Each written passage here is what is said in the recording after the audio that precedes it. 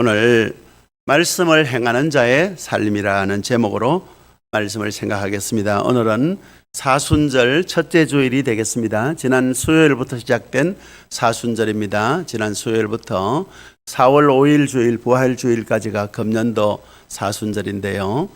금년도 사순절은 그 어느 해의 사순절보다도 여러분들께서 좀 더 주님께 가까이 가고 경건하게 살아가시기로 애쓰시는 그런 기간이 되시기를 바랍니다. 저와 여러분들이 좀 다짐한 게 있죠, 그죠? 여러분들 매일 기도하고 계시죠? 매일 10분 이상씩, 최소한 10분 이상씩 기도하시기로 약속하신 분도 계시고, 매일 또 한 끼 이상 금식하시기로 약속하신 분도 계시고, 또 금 사순절 기간 동안 신약 성경을 완독하시는 걸로 또 여러분의 삶을 주님께 가까이 가는 방편으로 삼기로 약속하신 분도 계십니다. 이 약속을 지키고 지키지 않고는 여러분들 재량껏 합니다만은 더 중요한 것은 이 사순절 기간 동안 여러분들이 하나님의 구원받은 백성임을 다시 한번 여러분들의 정체성을 확인하는 기간이 되시고, 여러분들의 정체성을 확인하셨으면 내가 어떻게 살아가야 될 것인가 하는 것들에 대해서 진지하게 여러분의 삶을 돌아보는 그런 계기로 삼았으면 좋겠습니다. 그래서 경건한 그리스도인들은 전통적으로 이게 사순절 기간 동안 자기들이 즐겨하던 것을 끊기도 합니다. 커피를 늘 즐겨 마시면 커피도 마시지 않고, 또 축구 경기나 뭐 이렇게 스포츠를 좋아하는 사람은 그런 스포츠도 좀 절제하고, 또 게임을 좋아하는 우리 친구들은 또 게임도 절제하고, 특히 유튜브를 즐겨보는 분은 또 유튜브도 좀 절제하시고 그런 삶을 살아가시면 좋겠습니다. 저도 라떼를 좋아하는데요. 며칠 전부터 라떼를 안 먹었습니다. 안 먹으니까 지금 먹고 싶은 욕구가 생기는데, 이번에 사순절 기간 동안 라떼를 한번 끊어보려고 마음을 먹고 있습니다. 그 외에도 뭐 개인적으로 여러분들이 주님께 가까이 가고 하나님 앞에 경건하게 살아가는데 도움이 되겠다 싶은 요인들이 있으시면 그것을 여러분들이 여러분의 상황에 맞게 하나씩 찾아서 구체적으로 실천하는 그런 삶을 한번 살아보시기 바랍니다. 그렇게 살아보시면 의외로 좀 어려운 것 같지만 쉬운 것을 알 수 있습니다. 여러분들이 11조를 하나님께 드리고 주일을 지키는 게 얼마나 어렵고 힘든 일이라는 거 알잖아요.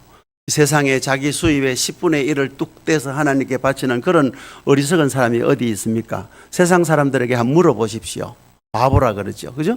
근데 11조를 드리고 주일날 되면 여러분들 집에서 편히 쉬고 싶은데 교회에 차려와서 교회에 와서 예배 드리고 한다는 게 보통 일이 아니고, 또 교회에 오면 그냥 예배만 드리고 가는 게 아니고 어떤 분들은 일찍 오셔가지고 교회 봉사를 많이 하시잖아요. 특별히 주방 봉사 하시는 것 보통 일이 아니지 않습니까?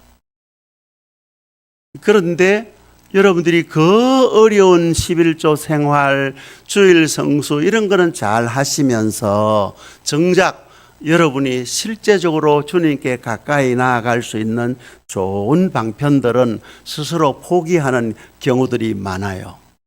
왜 그럴까요? 왜 그렇겠습니까? 왜냐하면 우리가 살아가고 있는 이 세상은 성경이 우리에게 가르치는 것과 전혀 다른 방식으로 작동되고 있기 때문입니다. 돌아간다 이 말입니다. 이 세상은 성경 말씀이 우리에게 가르치는 방식과는 전혀 다른 방식으로 돌아가기를 바라는 그런 원리로 작동되고 있다는 말씀입니다. 자, 오늘 보십시오. 여기 21절에 보면 그러므로 모든 더러운 것과 넘치는 악을 내어버리라 그랬습니다.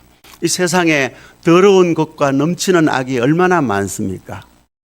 그럼 우리는 더러운 것과 넘치는 악을 내어버리면 되는 거예요. 그런데도 불구하고 세상 사람들이 다 더럽고 악을 행하니까 나도 거기에 또 끼어들어서 조금 더러운 짓도 하고 더러운 악을 행하는 그런 일들이 비일비재하지 않습니까? 그 보십시오.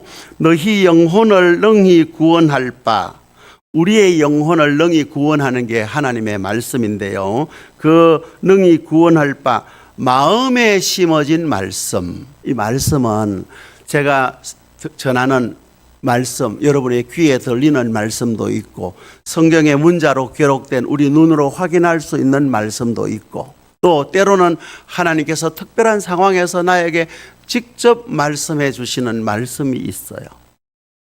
그러면 그 어떤 말씀이든 간에 그 말씀이 우리 마음에 심어져 있어야 되지 않습니까? 보십시오. 너희 마음에 심어진 말씀을 온유함으로 받아라. 여기 이게 무슨 꽃 이름이 뭔지는 잘 모르겠습니다. 저는 뭐 이렇게 식물에 대해서 아주 문외한이라 잘 모르겠는데 이게 오랫동안 잘 피어 있잖아요. 아마 모르긴 해도 여기 영양소가 이 꽃이 피기에 좋은 영양소가 잘 공급되어 있기 때문에 잘 피겠죠. 그죠? 만약에 여기 영양소가 제대로 공급되지 않는다고 하면 이 꽃은 이내 시들어버릴 것입니다. 마찬가지로 하나님의 말씀이 우리 마음에 잘 심어져 있으면 그 말씀이 열매를 맺고 꽃을 피울 것 아니겠습니까? 마태복음 13장에 씨 뿌리는 비유를 예수님께서 말씀하셨어요. 씨를 뿌렸지만 어떤 씨앗은 길가에 떨어지니까 새들이 와서 그 씨앗을 집어 삼키니까 열매 맺지 못하고 또 어떤 씨앗은 돌짝밭에 떨어지니까 흙이 얇아서 어느 정도 이렇게 씨앗을 내리고 이렇게 자랐는가 싶지만 그 기운이 막혀가지고 결실하지 못한다. 그런 말씀이지 않습니까? 또 어떤 씨앗은 어디에 떨어졌다 했습니까? 가시떨기에 떨어져서 이 가시떨기라는 것은 세상의 염려와 근심과 걱정 때문에 말씀이 제대로 결실하지 못한다 했지 않습니까? 근데 제일 마지막에 어디에 떨어졌다 했나요? 좋은 땅에 떨어졌다 했습니다. 결국 좋은 땅에 떨어졌다, 씨가 좋은 땅에 뿌려졌다는 것은 하나님의 말씀을 듣고 깨닫는 자다. 그렇게 예수님이 말씀하셨어요. 그래서 하나님의 말씀을 듣고 잘 깨달아서 30배, 60배, 100배의 결실을 맺는다 그랬거든요. 그러면 하나님의 말씀을 받는 우리의 마음의 밭이 좋은 심령이 되어야 될 것 아닙니까? 그죠? 그래서 여기 야고보 장로는 너희 마음에 심어진 말씀을 온유함으로 받으라. 그렇게 말씀했습니다. 이 말씀을 우리가 온유함으로 받는다는 것은 그냥 뭐 부드럽게 받아라 그런 말이 아니라 온유함으로 받는다. 이 말은 겸손히 그 말씀을 받아들여서 자신의 그 자아와 고집과 이기심을 내려놓고 하나님의 말씀을 실천하라. 그런 경고의 말씀입니다. 특별히 여러분이 잘 아시겠지만 이 야고보서는 다른 복음서나 바울서신과는 달리 그리스도인으로서의 삶의 태도, 행함을 많이 강조하고 있습니다. 바울 사도는 전적으로 믿음을 많이 강조하지 않습니까? 그래서 갈라디아서라든지 바울서신은 전부 믿음을 강조하고 나서 행함을 강조합니다. 근데 야고보 장로는요, 예수님의 친동생입니다. 예수님의 제자 야고보가 아니고 예수님의 친동생입니다. 예수님의 동생이 처음에는 예수님을 믿지 않았는데 나중에 부활하신 예수님을 만나고 예수님을 믿어서 예수님을 증거하는 사도가 됐는데요. 그 예수님의 친동생인 야고보가 기록한 성경이 오늘 본문에 나오는 야고보서입니다. 그래서 이 야고보서는 이 예수님의 동생인 이 야고보 장로는 믿음도 중요하지만 믿는 자라면 믿는 자다운 행함이 굉장히 중요하다는 것을 거듭 이 야고보서 곳곳에 전체에 강조하고 있습니다. 그래서 때때로 신학자들 사이에는 믿음이냐 행함이냐 이렇게 논쟁이 벌어지는 경우들이 많이 있는데요. 제가 생각할 때는 이 믿음이냐 행함이냐 하는 구원의 어떤 조건으로서의 믿음과 행함의 논쟁은 별 의미가 없다고 봅니다. 믿음을 가진 사람은 반드시 행함이 있어야 되는 것 아니겠습니까? 만약에 야고보 장로의 말씀대로 하면 행함이 없는 믿음은 죽은 믿음이다. 영혼 없는 몸이 죽은 것처럼 행함이 없는 믿음은 죽은 것이다. 2장 26절에 말씀했습니까? 그리고 2장 18절 말씀에 보면 이런 말씀이 있습니다. 너는 믿음이 있고 나는 행함이 있으니 행함이 없는 내 믿음을 내게 보이라. 나는 행함으로 내 믿음을 내게 보이리라. 그래 말씀했습니다. 그래서 우리가 믿음이 있다고 하면, 믿음으로 구원받는다고 하면 우리의 믿음을 증명하는 것은 행함밖에 없지 않습니까? 우리가 가슴을 열고 내 믿음이 내 안에 있다고 어떻게 증명할 방법이 없으니 우리가 살아가는 삶을 통해서 우리의 행함을 증명하는 것이기 때문에 믿음과 행함은 별개의 문제가 아니라 반드시 병립하게 되는 병행 요소라는 것을 알 수 있을 것입니다. 오늘 우리 한국 교회가 세상 사람들로부터 존경받고 인정받지 못하고 도리어 지탄받는 큰 이유는 믿음이 있다라고 이야기하면서도 행함이 많이 부족한 모습을 보이고 있으니 그래 지탄받는 것 아니겠습니까? 우리 모두 행함으로 우리의 믿음을 보여야 될 그런 때가 되었습니다. 그래서 오늘 22절 말씀에 보니까 야고보 장로는 이렇게 말씀을 했습니다. 너희는 말씀을 행하는 자가 되고 듣기만 하여 자신을 속이는 자가 되지 말라. 말씀을 행하는 자가 되라 했습니다. 말씀을 듣기는 들었으되 행하지 않으면 자신을 속이는 것이다. 그렇게 말씀을 했어요. 참 무서운 말씀 아닙니까? 자기를 속이는 거예요. 자, 오늘 그렇다면 우리가 왜 이렇게 말씀을 듣고 실천하고 행하면 되는데 그게 그렇게 어려우냐 이 말입니다. 참 역설이죠. 그죠? 조금 전에 여러분들이 그 어려운 11조 생활도 하시고 그 어려운 주일 성수 생활도 잘 하시면서 진작 하나님 앞에 겸비하게 나아가는 말씀에 순종하고 자신을 거룩하게 하는 일에는 소홀하고 또 진지하지 못하다는 이런 것이 역설 아니겠습니까? 그죠? 그렇다면 여러분들이 언제까지 이렇게 되면 살아갈 수는 없지 않습니까? 그죠? 형식적인 신앙생활에 거쳐서는 되지 않지 않습니까? 그러려고 하면 말씀을 듣고 행하는 그런 삶을 살아야 됩니다. 그 말씀을 듣고 행하는 삶을 살려고 하는데 세상이 우리를 그렇게 놓아두지 않는다고 말씀했잖아요. 왜? 세상은 우리가 원하는 방식으로 작동되는 게 아니라 성경이 말씀하고 가르치는 방식대로 작동하는 것이 아니라 정반대의 방식으로 작동되고 있기 때문입니다. 세상은요, 탐욕으로 가득 찼고 온갖 두려움으로 가득 찼습니다. 마귀가 가지고 있는 무기가 두 개 있어요. C.S. 루이스라고는 영국의 유명한 복음 전도자 신학자가 있는데요. 이분은 신학을 전공한 분도 아닌데도 불구하고 아주 신학 박사보다 더 깊은 신학적 통찰력을 많이 보여주고 있는데 여러분들이 혹 책을 보시려고 하면 C.S. 루이스의 책을 보시면 굉장히 유익할 줄로 압니다. 그 중에 스크루테이프의 편지라고 하는 게 있어요. 스크루테이프라는 조금 판타지 책인데요. 거기에 보면 마귀의 여러 등급이 있다 합니다. 악한 악마의 마귀 삼촌이 자기 어설픈 아직 초보 마귀 조카 스크루테이프에게 편지를 보내는 그런 내용인데요. 믿는 사람들을 유혹하려고 하면 이렇게 해야 된다. 그런 건데 그 여러 가지 내용 중에 이렇게 인간의 욕심을 자꾸 자극하라. 그 다음에 인간의 두려움을 자극하라. 그런 내용이 나옵니다. 그리고 마귀는 끊임없이 우리를 유혹에 빠뜨리고 시험에 들게 하고 믿음을 떨어뜨리기 위해서 우리 안에 있는 욕심을 자극하는 거예요. 우리가 일반적으로 사람들은 누구나 다 이렇게 일반적인 욕구가 있지 않습니까? 니즈라고 하잖아요. 니즈라 그러는데 일반적인 욕망이나 욕구 자체가 죄가 아닌데 그게 어느 정도 일정한 선을 딱 넘어가면 그게 이제 탐욕으로 변하거든요. 그래서 욕망을 자꾸 자극하면 자극할수록 우리 욕심이 커져가지고 부리지 않아도 될 욕심을 부려서 인생을 망치는 경우가 있는데 그게 이제 이 C.S. 루이스는 마귀가 하는 짓이다 그렇게 이야기를 하거든요. 그래서 인간의 욕망을 자꾸 자극하는 방식이 있고 또 야고보서도 그런 말씀이 있죠. 1장 15절에 보면 그런 말씀이 있습니다.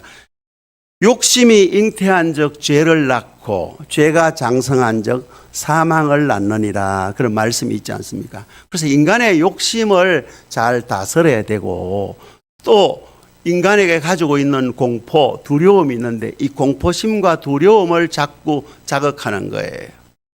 저도 광고 같은 걸 잘 안 보는데요. 광고를 보면 보험 광고라든지 아니면 무슨 제약회사 광고라든지 이런 상품들을 보면요. 전부 인간이 가지고 있는 공포심을 자극하는 거거든요. 어떤 형태의 보험이든 간에 인간이 가지고 있는 공포를 자극해서 보험에 가입하도록 하고, 물론 이제 보험 제도 자체는 나쁜 제도가 아닙니다. 이게 좋은 제도로 갈 수 있겠죠. 그러나 그 이면에는 인간의 공포심, 인간의 두려움을 자극하는 게 있거든요. 특히 요즘 100세 시대 하니까 흔히 요즘 우스갯소리로 재수 없으면 120살까지 산다 이런 이야기 하잖아요. 근데 이제 100세 시대, 120세 시대라고 이야기는 하지만 실제 우리나라 사람들 중에서 100세 이상 사는 사람들은 0.0001%도 안 돼요. 우리나라 5천만 인구 가운데 100세가 넘는 사람이 10,000명도 안 된다 이 말입니다. 그렇다면 그밖에 안 되는 그 확률을 자꾸 가지고 인간의 두려움과 공포, 혹시라도 돈도 없고 병들고 오래 살면 어쩌나는 그런 공포 때문에 여러 가지 또 우리 상품을 또 선전하고 그런 게 많지 않습니까? 그래서 미국의 CNN에서 인간의 심리를 평가할 수 있는 지수를 발표해서 내놓는데 그게 Fear and Greed Index라고 하는 거 있잖아요. 공포와 탐욕 지수입니다. 그래서 0에서 100까지 쭉 점수를 매겨가지고 가운데가 중립이고 100에 가까우면 이제 이게 두려움의 지수가 높고 맞죠? 또 100에 가까우면 제가 그걸로 말했는지 모르겠어요. 100에 가까우면 공포 지수가 많고 이게 탐욕 지수가 많고 이게 0에 가까울수록 공포 지수가 많은 것입니다. 그래서 현재 이 지수가 얼마냐에 따라서 사람들의 심리가 어떻게 작동되고 있느냐를 보여주는 거거든요. 주로 이제 주식 시장에서 그런 걸 많이 한다고 합니다. 아무튼 사람의 심리 안에는 공포와 탐욕, 이게 공포와 두려움, 욕망과 두려움이란 게 있는데 이것이 우리에게 자극이 되면 우리가 하나님 앞에 바로 가기가 어려워지는 거예요. 그래서 우리는 어쨌든 공포를 이겨내고 두려움을 이겨내고 우리 안에 있는 욕망을 억제하는 방식으로 살아야 됩니다. 근데 그렇게 살고 싶은데 세상은 자꾸만 우리에게 탐욕은 부추기고 공포를 불러일으키는 그런 방식으로 작동되기 때문에 우리가 이 세상을 이기지 못하잖아요. 세상을 이기고 세상을 변화시켜야 될 우리 그리스도인들이 도리어 세상에 물들고 세상을 따라가는 거예요. 찬송가 가사 중에서 세상 풍조는 나날이 갈리어도 나는 내 믿음 지키리니 주여 지난밤 내 꿈에 배웠으니 그 찬송이 있지 않습니까? 저는 젊었을 때부터 그 찬송을 참 좋아했는데요. 세상 풍조는 나날이 갈린다 그랬습니다. 다 시대의 유행이라든지 다 바뀌지 않습니까? 그러나 그때 우리가 세상이 이렇게 저렇게 변해도 우리는 우리의 믿음을 지키는 방식으로 살아야 되거든요. 그러려고 하면 말씀을 행하는 자의 삶을 살아야 되는 거예요. 말씀도요, 순종하기 시작하면 의외로 그렇게 어렵지 않습니다. 저도 나이가 한 살씩 들어보니까 좀 제가 나이가 젊었을 때 왜 말씀 앞에 좀 더 가까이 가지 못하고 더 순종하지 못했던 거 하는 그런 자책이 생길 때가 있어요. 여러분도 사셔보니까 그렇죠, 그죠? 여러분이 연세가 이만큼 되다 보니까 젊었을 때 왜 쓸데없는 욕심을 부렸으며 왜 걱정하지 않아도 될 것을 붙들고 살았던가 하는 그런 생각들을 여러분들이 많이 하셨을 것입니다. 지금은 이제 오히려 편안해지는 그런 모습들을 많이 발견할 수 있죠. 왜 그렇습니까? 욕심을 좀 내려놓으니까 그런 거예요. 참 우리가 나이 들어서 추한 게 나이가 들었음에도 불구하고 자꾸만 욕심을 가지는 그런 늙은이가 되면 전혀 어른과는 거리가 멀지 않습니까? 나이가 들수록 욕심을 내려놔야 되는데 우리가 그리스도인은 나이가 들고 들지 않고 상관없이 우리 안에 있는 욕망을 끊임없이 억제하는 방식으로, 죽이는 방식으로, 육체의 소욕이잖아요. 육체의 소욕은 우리를 죽이거든요. 그래서 우리가 육체의 소욕을 죽여야 되는데, 그러려고 하면 자족하는 마음을 배워야 됩니다. 사람이요, 자기에게 주어진 삶의 조건을 가지고 거기에 만족하지 못하면 끊임없이 욕망에 사로잡히게 됩니다. 우리가 살아가는 우리가 산다, 오늘 말씀을 행하는 자의 삶이라고 했잖아요. 삶이라는 게 우리가 인생살이 아닙니까? 살이, 이 살이는 곧 생명입니다. 우리가 살아가는 이 삶은 삶의 본질이 있는 거예요. 우리가 이 숨쉬고 호흡하는 이 생명에도 생명의 본질이 있듯이 우리의 삶에도 삶의 본질이 있는데, 삶의 본질은 정작 놓친 채로 삶의 껍데기를 붙들고 사는 거예요. 그 삶의 껍데기가 삶의 조건입니다. 좋은 집에 사느냐, 그렇지 않은 집에 사느냐, 좋은 차를 타느냐, 그렇지 않은 차를 타느냐, 이게 조건이거든요. 우리가 자꾸 조건에 매이게 되고 조건을 보면 본질을 놓치게 돼요. 하나님께서 나에게 생명을 주시고 생명을 주셨을 뿐 아니라 예수님을 통해서 나에게 참 생명을 주시고 구원해 주시는 그 생명의 본질에 천착하게 되면 삶의 조건은 별반 우리에게 그렇게 중요하지 않습니다. 높은 산이 거친 들이 초막이나 궁궐이나 내 주 예수 모신 곳이 그 어디나 하늘나라. 초막이나 궁궐이나 주님 모신 곳이 천국이라고 고백하고 찬송하면서도 초막집에 살고 싶어 하지 않는 인간의 욕망이 있지 않습니까? 그런 면에서 오늘 우리는 야고보 장로가 말씀하신 마음에 심어진 말씀을 온유함으로 받고 말씀을 행하는 자가 되고 말씀을 듣기만 하고 자신을 속이는 자가 되지 말라 하는 말씀이 오늘 우리들에게 굉장한 경고의 말씀으로 다가옵니다. 사랑하는 성도 여러분, 자 보십시오. 여기 23절에 보면 누구든지 말씀을 듣고 행하지 아니하면, 말씀을 들었지만 말씀을 행하지 아니하면 그는 거울로 자기의 생긴 얼굴을 보는 사람과 같아서, 이게 거울로, 요즘은 이제 거울이 좋으니까 여러분이 거울을 보시면 여러분 얼굴이 어떻게 생겼었다는 걸 다 아시죠? 옛날 시대, 야고보 장로가 살고 있던 2000년 전의 이 시대는 청동 거울입니다. 여러분이 아시겠지만 구리로 이렇게 구리를 반질반질하게 닦아서 거울을 쓰는 거예요. 그러니까 유리 거울이 아니고 청동 거울이니까 그 거울이 선명하지 않지 않습니까? 그러니까 대강 어느 정도 이렇게 윤곽 정도로 보이는데, 청동 거울로 자기 얼굴을 보고 나가면 자기 얼굴이 정확하게 어떻게 생겼는지 기억하지 못하니까 잊어버리는 예를 들어서 설명을 하는데, 야고보 장로가 이야기하는 이 거울은 실상은 율법을 이야기합니다. 율법도 거울과 같다 그랬잖아요. 그래서 그는 거울로 자기의 생긴 얼굴을 보는 사람과 같아서 제 자신을 보고 가서 그 모습이 어떠했는지를 곧 잊어버리거니와. 그런데 25절에 보십시오. 그 거울과 율법과 대비되는 말씀을 합니다. 자유롭게 하는 온전한 율법을, 자유롭게 하는 온전한 율법은 복음을 가리키는 겁니다.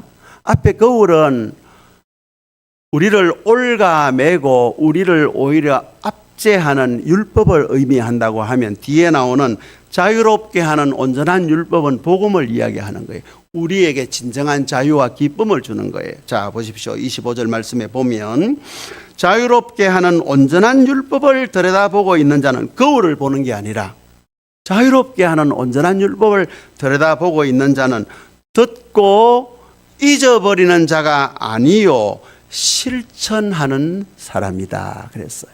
이런 사람이 복을 받으리라 그랬습니다. 여러분, 말씀을 얼마나 많이 듣습니까? 요즘 말씀의 홍수입니다. 홍수에 마실 물이 없다 하듯이 참 그런 시대가 온 것 같아요. 오늘 우리는 우리에게 있는 욕망과 두려움을 이기는 방식으로 살아야 돼요. 욕망과 두려움을 이기려고 하면 나를 두렵게 하는 것보다도 또 내 안에 있는 욕심보다도 더 좋은 것을 소유하면 되는데, 내 안에 있는 욕심보다 더 좋은 것은 참 보배이신 예수님을 소유하는 거예요. 뭐 예수님을 소유한다 하니까 뭐 예수님이 소유물 아니니까 조금 어폐가 있는 듯 합니다만은 예수님과 깊은 참된 관계를 맺는 것입니다. 그리고 우리를 두렵게 하는 것보다 더 강한 존재, 그분을 의지하면 되는 거예요. 우리를 두렵게 하는 것은 죄, 죽음 아니겠습니까? 죄와 죽음을 이기신 예수님을 우리가 신뢰하면 되지 않겠습니까? 그럼 우리가 죄를 이길 수 있고 또 죽음을 이길 수 있는 거잖아요. 근데 오늘날 이게 잘 안 되는 거예요. 왜냐하면 욕망과 두려움을 동시에 자극하는 유일한 게 하나 있는데, 그게 뭐냐면 돈이에요, 돈. 이 돈은요, 인간이 가지고 있는 굉장한 지극한 어떤 감정을 건드리거든요. 이게 바로 우리가 가지고 있는 우리 안에 있는 더러운 욕심, 탐욕입니다. 또 하나는 공포, 두려움입니다. 그리고 이 탐욕은 끝도 없잖아요. 공포도 끝도 없어요. 끝도 없지만 탐욕과 두려움을 우리 예수 믿는 사람은 하나님의 말씀으로 능히 제어할 수 있는 힘이 있는 거예요. 그래서 우리는 말씀을 붙들고 살아가고 말씀을 우리 마음에 새겨야 될 이유가 여기에 있지 않습니까? 그래서 이것을 이길 수 있는 힘을 키우는 것이 말씀의 힘이에요. 여러분, 말씀의 힘을 여러분 갖고 계시나요? 아니면 말씀을 수도 없이 듣기는 들었지만 그 말씀이 나에게 아무런 능력으로 작동되지 않나요? 만약에 혹시라도 하나님의 말씀이 여러분 귀에까지는 와도 마음에 새겨지지 않았다고 하면 하나님의 말씀은 말씀되지 않는 거예요. 칼 발트라고는 유명한 독일의 그 신정통주의 신학자는 이런 말씀을 했어요. 말씀의 신학자라고 불리는데요.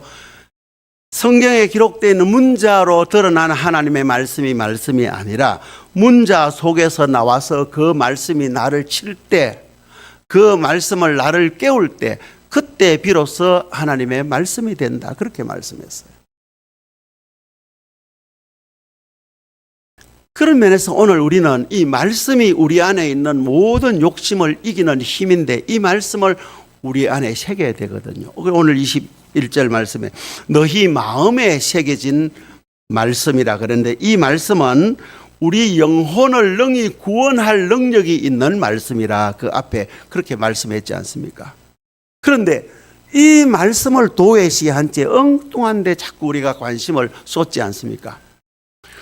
어저께 뉴스에 보니까 마크 저커버그라고 하는 사람 아시죠? 뭐 페이스북이라든지 인스타그램이라든지 뭐 이런 스레드 이런 뭐 플랫폼을 만든 창업자 아닙니까? 지금은 이제 메타라고 하는 회사 이름을 바꿨는데, 이 사람이 유대인이 1984년생인데 유대인, 하버드 출신 유대인입니다.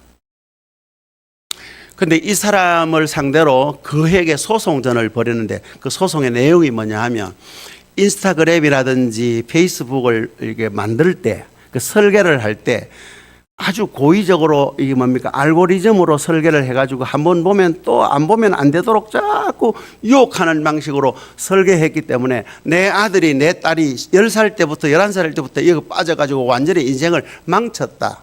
그런 사람이 한둘이 아니다. 완전히 중독이 되어가지고 인생을 망쳤다. 그러니까 배상을 해내라 하는 이런 재판이 얼마 전에 열렸던 모양이라요. 판결이 어떻게 나든 간에 우리가 살아가는 이 세상이 돌아가는 작동 방식은 그런 방식으로 돌아가는 거예요. 제가 여러분들 유튜브 많이 보시지 말라는 것도 그런 내용입니다. 한번 보면 계속해서 나와야 됩니다.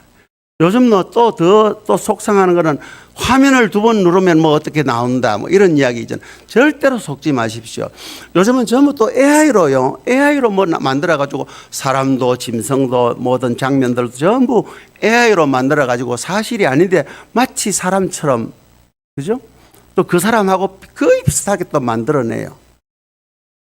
그런 게 너무너무 많거든요. 조금 전에 이야기했던 알고리즘이라는 게 있잖아요.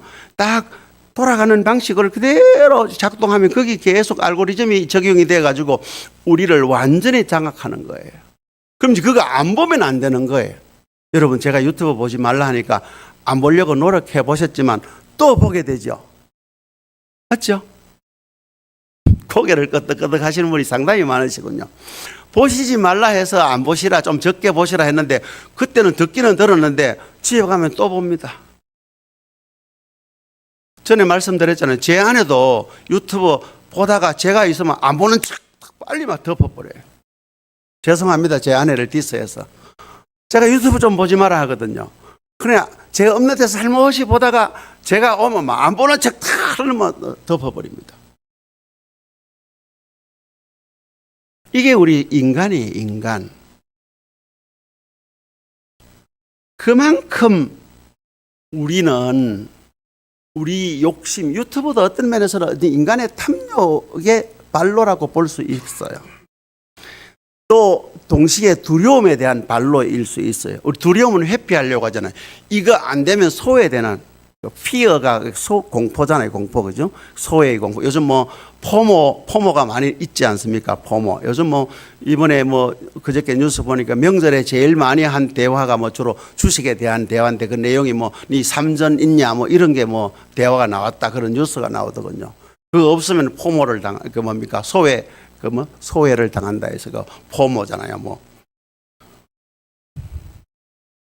우리는 세상으로부터 소외된 삶을, 세상으로부터 따돌림 받는 삶을 당연히 여기는 사람들의 후손입니다. 예수님도 그랬고, 예수님의 제자들도 그랬고, 초기 기독교 성도들도 그랬고, 중세로부터 청교도들까지 경건하게 예수님의 발자취를 따라 살려고 하는 사람들은 다 세상으로부터 소외당했어요. 우리는 그 길을 두려워하는 건데요, 그렇지 않습니다. 이 길 뒤에는요, 큰 영광이 있습니다. 요즘 제 아내와 함께 매일 저녁마다 찬송을 부르는데요, 어제 부른 찬송인데요, 큰 물결이 설레는 어두운 바다, 저 등대의 불빛도 희미한데 이 풍랑에 배저 항해하는 이 작은 배 사공은 주님이라. 나 두려움 없네, 두려움 없도다. 주 예수님 널 깨어 계시도다. 이 흉흉한 바다를 다 지나면 저 소망의 나라에 이르리라. 요즘 자주 이 찬송을 부르는데요, 우리가 흉흉한 물결이 우리를 덮칠 것 같아도 주님, 우리가 함께 항해하는 이 작은 배의 사공의 주님이시다. 선장이 주님이시잖아요.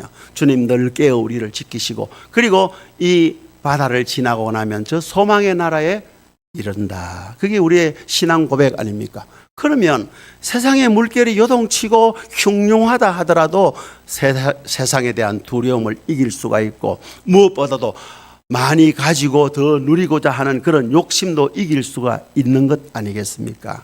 그래서 여러분이 인간의 욕심을 자극하는 방식으로, 두려움을 자극하는 방식으로 작동되는 이 세상의 원리로부터 여러분이 탈피해서 우리의 참된 피난처 되시는 주님께 여러분이 피신해 보십시오.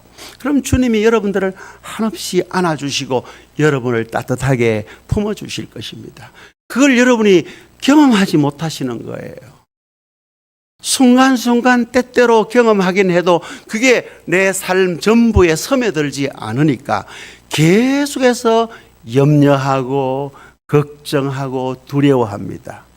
성경 말씀 가운데 명령어 중에 제일 많이 등장하는 단어가 두려워하지 말라. 구약이고 신약이고 제일 많이 명령형으로 나타난 말씀이 두려워하지 말라 이거예요.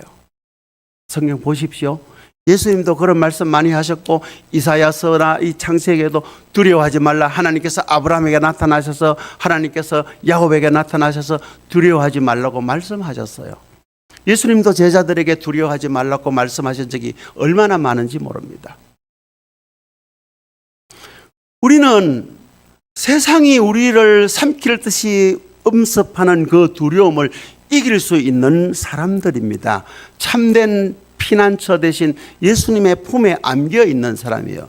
주님 나의 산성이시오 나의 방패시라고 말씀하면서 왜 우리가 두려워하겠습니까? 참 보배이신 예수님을 우리가 가졌는데 세상의 그 보배를 우리가 왜 탐하며 살아갈 것이냐 말입니다. 그런 측면에서 오늘 여러분 오늘부터 하나님의 말씀을 구체적으로 여러분이 살아가는 삶의 자리에서 하나씩 실천하는 삶을 살아보시기 바랍니다. 여러분이 메모판에 달력, 우리 정문교회 달력이 크잖아요. 정문교회 달력에 한 달 지나가면 뒤에 적어놓은 벽에 붙여가지고 리스트를 작성해 보십시오. 내가 하나님의 말씀에 가까이 가고 순종하기 위한 구체적인 삶의 리스트를 한번 적어 보십시오.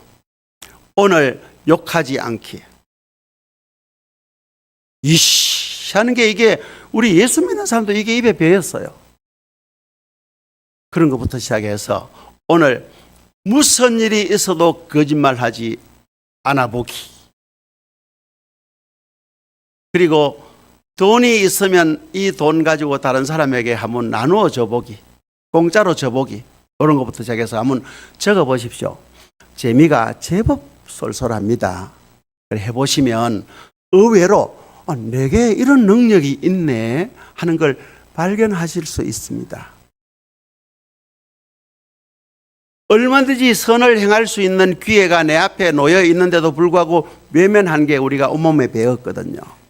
그러지 마시고 선을 행하는 방식으로 살아보시고 악이 우리 앞에 놓여 있어도 그 악을 격파하든지 아니면 악을 피하는 방식으로 살아가 보십시오.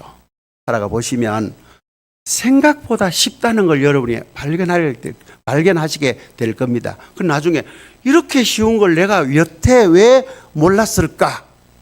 그거 아시게 돼요. 꼭 그렇게 말씀에 순종하고 말씀을 행하는 자의 삶을 살아가시기를 바랍니다. 기도하겠습니다. 하나님 아버지, 모든 더러운 것과 악을 제거하게 하여 주시고 우리의 마음밭을 잘 기경하여 부드럽게 하사 하나님의 말씀이 우리 마음에 뿌리 내리게 도와주시옵소서. 하나님의 말씀을 온유함으로 받기를 원합니다. 하나님의 뜻이 우리의 생각과 다를지라도 겸손히 받아들이고 순종하는 삶을 살게 해 주시옵소서. 말씀을 듣는 자에 그치지 않고 행하는 자로 살게 하여 주시옵소서. 그 말씀이 우리를 살리고 우리를 변화시키고 주님을 닮아가게 해 주시옵소서. 감사합니다. 예수님의 이름으로 기도드리나이다. 아멘.